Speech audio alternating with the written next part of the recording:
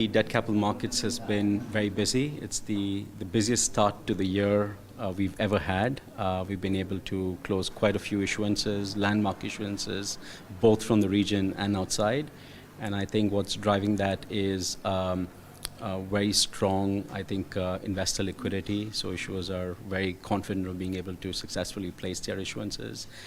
We've seen a good mix between Sharia-compliant issuances and conventional issuances, and also a very good mix between sovereign, corporate, and FI issuances. And any deals you're currently working? Any deals you're currently working on? So quite a few, without delving into specifics, right? There are some, some that are going to be imminently launched from the real estate sector. There are some that are going to be issued from FIs. The pipeline continues to be very, very strong. And if we talk government versus corporate issuances in the current market, which category is most active? So I think we've seen quite a few corporate issuers go out. Obviously, the government issuances are much larger in size. So when they do issue, they issue in very large sizes and they skew the league tables.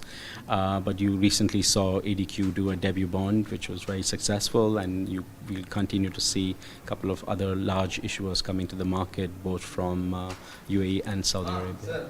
And in terms of investments, how do you compare the prospects for equities versus bonds, especially in light of the very high yields we're seeing on bonds in the current market?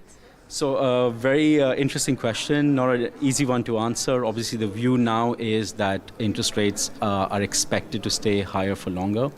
So that changes the dynamics of how investors look at markets, both debt and equity.